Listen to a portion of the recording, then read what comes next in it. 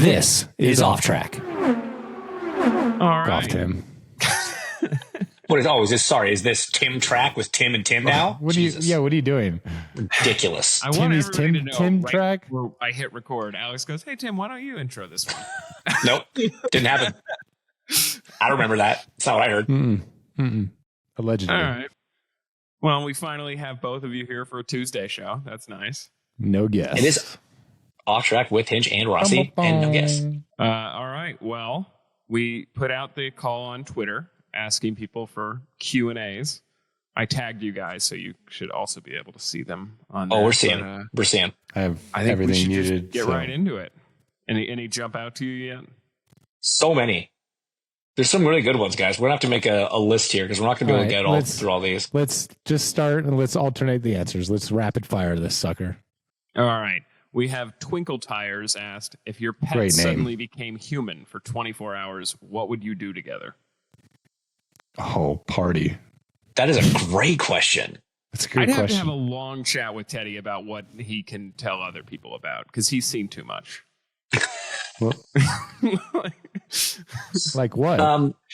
He doesn't think that me going to the bathroom is a private activity. He likes to be a part of that. Yeah, they all do that. I think that's normal. Well, to be fair, we watch them go to the bathroom. Himself. Yeah, that's true. Exactly. That's true. And at least he doesn't go pick mine up. That is an amazing question. I would just want to just talk all day about all of the things that they had questions about. I'd want to explain, if I leave you, I'm coming back. When I say no, it's for your benefit. Please listen. I would somehow find a human way I would play catch with Lucy because she just loves fetch. So she'd be able to throw back and let her use those opposable thumbs. Let them have a really nice meal sitting at the table, with a knife and fork. But yeah, I would want to make sure Teddy knows I've never intentionally stepped on his paws. Fair. Like I feel like then cuddling gets weird though. Yeah. I really like cuddling my dogs, but if they were people, it'd be weird. Yeah. It might change the dynamic a little bit. All right, next question. Okay, well, this one we actually can answer. Will you guys do another Off-Track Live at IMS this year? Yeah, we're working on it. So we should have some details for that shortly at Carb Day. All right, James, one for you from Ethan Burns. What's easier to talk about, F1 or IndyCar? Ooh, just want to know that, Ethan. Yeah, great question. I would say still IndyCar because I know so many more of the people and I'm, obviously more experienced with the tracks and the cars and everything. And there's generally a little bit more going on, if I'm honest, in most of them. So I would still say IndyCar is easier in that respect for me. I saw one that I thought was funny for, I guess, any of us. Which non-American driver has become the most American since joining the grid? Oh, Simon. Oh, great call.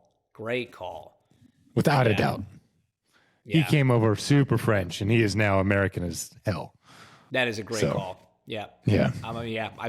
No notes. Okay, Alex, I think this one's for you. It is for you from Colleen. The people want to know who Rossi's favorite boyfriend of Rory Gilmore is. This is obviously a reference to us finding out that you're a Gilmore Girls fan. This is put into the test. I'm not going to talk about favorite boyfriends. That's a weird thing for another guy to talk about. Okay, all right. Well, who's your favorite character on the Rory's my favorite character, without a doubt. I'm a Richard guy, Okay. I haven't watched it. I got one that Cody Bray sent in. It just says, why Tim? Fair. And I don't know if that's why Tim, but there's no comma. It's just why Tim. So that's not for you. This is for Alex and I. No, I took it to mean like, why is Tim? Just, why Tim? Honestly, because this started as a joke, and we were like, the only person that'll do this for free is Tim. Yeah. Do you want to know the sad truth? No, do you want to know the sad truth? Is that without Tim, this may have never started. If you actually go back to the genesis of the show, like I think he's no, the one I that think had without Liza. No, Liza, this doesn't start. But he had the I'm not going to say the company name, but he had the connection at the company that. But you're right. We may have started it otherwise, but we wouldn't have had that. Right. You're right. I don't want to give him back. This was a Liza idea. Sorry, Tim. I was trying, but he wouldn't let me. I mean, I'm going to dispute that, but we'll do that in private. Though it definitely would not have happened without Liza, so that's fair too. Okay, Stacy St. John. This is for both of you guys. Besides the races themselves, what is your favorite thing about the month of May and why? Oh, race day morning, without a freaking doubt. Like that is, I could do race day morning without the race, just as its own thing. Go home afterwards. Well, no, I think that 5 hours is some of the most like electric amount of energy that as a human I feel. And it's not just driver intros. It's the entire, like, that place comes alive Sunday morning. And it's unlike anything I've ever experienced. And I'll never forget. And like I tell people this all the time. I swear by it. Like I remember in 2016 opening my bus door at 7 a.m. and that emotion just as much as I did finishing that race in 2016. Like it was the same level for me of like my mind is blown. So race day morning for sure. It's amazing because the place is it's an empty vessel at 5:59 a.m. minus the teams, the workers, the drivers, right? At 6 a.m. the cannon goes off, and over the course of the next 3, 4, 5 hours, this vacant, it's a living entity, thing, space become like life grows in it. Right, slowly people trickle in and start filling the different corners. Some life is probably made there, and some is conceived there for sure. Yeah. But it is watching this thing become this living, sentient being in real time and being part of it. You're right, man. It's just you can feel the energy in the place. It is spectacular, and I am so excited to just get to do it every year in any capacity. And I'm really excited for Buxton this year because he's been, I think, for qualifying weekend, but he's obviously always been working Monaco and he's never got to see the race. And he's a very passionate motorsports fan. He's a very passionate person. Oh, he's going to fall apart. He's going to he's going to be in tears. Like it's incredible, man. Incredible. How about that? Your first one you ever see in person, you're calling live on national television. Yeah. No, thanks. Was that the case for Diff too? Was that... I don't know. I feel like he had probably been at some point, but I don't know. I'm bringing just to piggyback on that. This will be Hazel's first Indy 500 this year. Oh, very cool. Yeah. Okay. Ryan Greco wants to know. Or were you guys watching? Yes, obviously. What is the most random place you have been recognized? I feel like, James, you kind of went into this in your Nijojo Temple in Kyoto, Japan. Thank you. I wasn't a part of this episode. Oh yeah. Oh, that's right. Somebody came up. Yeah. Also. Yeah. Somebody. Becky and I, after dinner one night, went to this temple in Kyoto that's all lit up with all the cherry blossom trees and whatever. Really picturesque, really beautiful. It's 9:30 at night. We're standing there standing in this like temple structure, looking at this beautiful, scenery, whatever. And this guy kind of walks up to us and he goes, "Hey, are you James Hinchcliffe?" And I was just like, I kind of laughed. And I was like, "You're like, am I wearing it on my shirt?" Yeah. Like, I was like, no, Tim very cleverly was like, "Do you recognize you from F1, IndyCar, or Dancing with the Stars?" But I was like, I kind of laughed. I was like, yeah. And then he laughed because he thought I was joking. He was like, yeah. Oh, you're serious? Oh my God, it's actually you. And I was like, no, that's actually me. So yeah, that's potentially the most random one.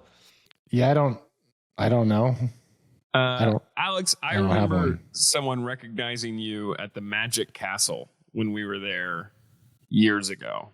And like you and I were just there to like see a show and have dinner and everything. Somebody came up to you and you ended up talking to the guy for like 10 minutes.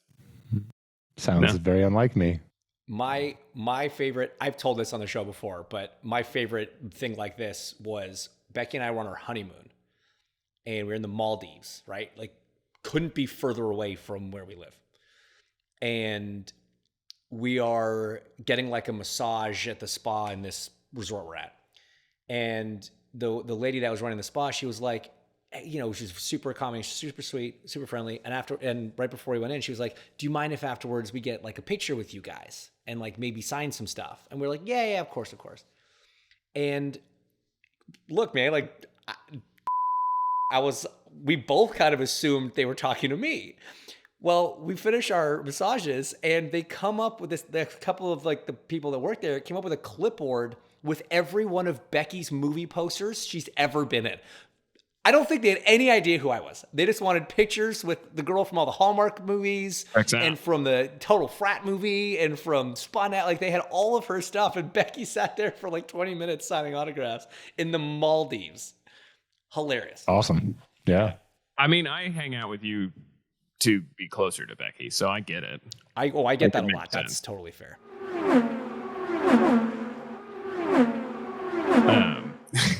Okay, which driver on the grid would win Master Chef? It's from Brooke. Probably Alex.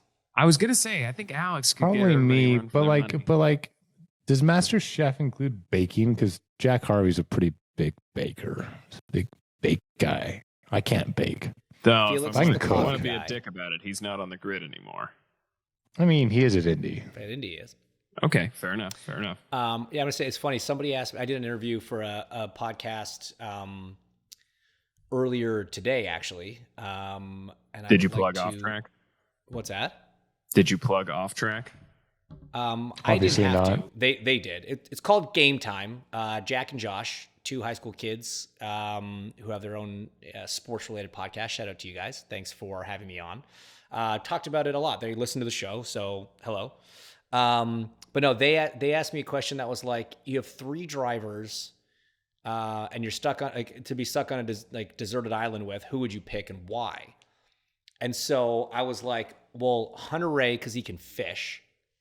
Right, he can free dive, he can fish, and so he can feed us, right? And I was like, Rossi, because he'll be the guy that figures out how to get the fire started, how to keep the pH balance in our drinking water good, and he's really good at like cooking stuff. Like he'll know how to make the fire and then know how to smoke the trout that we pull out of the whatever. And Pato, because he'll know all the restaurants on the island. Well, Pato's got the jet. Pato's got the jet to get us off of the island. But yeah, so and then I said Charlie Kimball to build, because he's pretty handy and he could probably build like a habitat of some kind. So, but yeah, so just speaking of the cooking, I actually picked you in that exact category. Thanks, pal. Appreciate you. And this actually works out because somebody asked if you were stuck on a deserted island with a driver from the IndyCar paddock, who would it be? But James. they did say you can't choose Rossi. So I guess that was a Virgin Island chick, but I think that one's asked and answered. Okay. Someone asked what you put in your water bottle in the car, Alex. Is it like water? Is it Gatorade? Is some sort of jungle juice? Some magic concoction? Just I don't drink it, so. Ever? Yeah. So I remember a few years ago you talking about how like the water bottle would get too warm, and so it wasn't worth having. Is that so still an issue? It's like 1,000,000 degrees 5 laps into the race. It's so gross. Okay. If you could drive one car at one track for the rest of your life, what would you choose?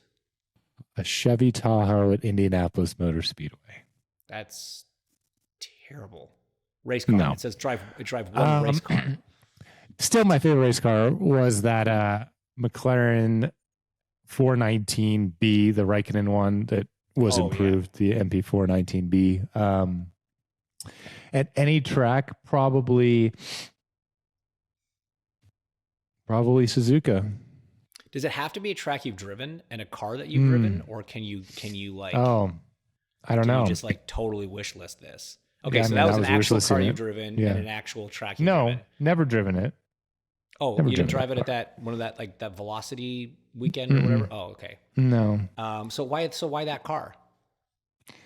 It's the car I grew. That's the car that I fell in love with with racing and Formula One and everything. That was that car. Yeah.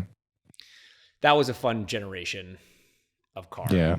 their V10. That thing like was 08. chrome. Yeah, it was really awesome. That was cool. I mean, the current ones are unbelievable in terms of like the lap times they produce, but they're just less. The wow factor isn't there. Isn't that wild though? But this actually brings up a big argument that Townsend and I always have, because the cars are faster than they've ever been, but they're not as cool as earlier models that were like, he's big into the sound, which I agree with and all that, but like he's big on the speed, and I'm just like, I don't necessarily agree. They can't be slow, but like I also think the scale of them now, they're just too big. They don't look big. Yeah. They don't look as visually impressive as they used to.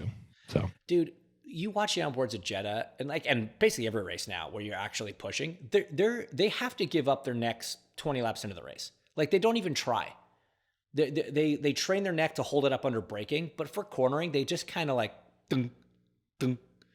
Like, human beings can't go that fast for that long. It's not supposed. You're not supposed to do that. We don't need these cars going any faster. We need to probably actually slow them down. And we need Indy cars to go faster, though. Indy cars could step it up a little bit. Yeah. Okay. Liz wants to know: has Alex seen Christian's TikToks? No, I don't have TikToks. I've now seen these because people have been referencing them for a bit, and then they'll come up. So I've checked it out. Alex, I don't know if you're aware that you're in a very one-sided feud with Christian, with your teammate. He posts about constantly. What? He's like, I'm going to beat Rossi at every race. I'm gonna. They're all in good fun and they're all pretty funny, but I feel like I've kind of ruined his joke by making you aware of it. Well, he's definitely going to watch. I'm still not going to get TikTok to care, but that's weird because like I was with him all day today. You should follow we golfed today. Off Track. You should. We have a TikTok. We do. James made me make us a TikTok. All right. 5 minutes left. What else? Have you been doing it, Tim? Have you been keeping up with our TikTok? I have. I'm trying to find a good one. TikTok, literally. TikTok. Yeah. More questions. Let's go. I was trying. You can't. No one cares about things you've done or haven't done, Tim. I was going to Christian's TikTok. Just choose a freaking question, Tim. Oh, do your job, Mr. Producer. Why Tim? Why Tim? Fair. I'm asking those T-shirts made. Why Tim? Right now. Any day now, Tim. I'm trying to talk and then you interrupt me. What? Okay. Yadar816 wants to know, what year was the best Indy car in terms of overall performance and driving enjoyment? Oh, I have no idea. That's a James question. James, you drove from the beginning of IndyCar. Right. Ray Haroon was a sweet, sweet man. He was a little young, though, right? For you, I mean, Ray Haroon. Crazy? He was a kid. He was a kid compared to me back then. Mm-hmm. That's a tough one, man. Like the 2012 to 14 kit was a really nice mix of like performance and raceability, to be honest. That was probably the kind of best one in my era. The 15 to 17 manufacturer kit was awesome to drive. We had so much downforce and it was so much fun to drive. The racing took a bit of a hit as a result of that, but yeah, it was wicked.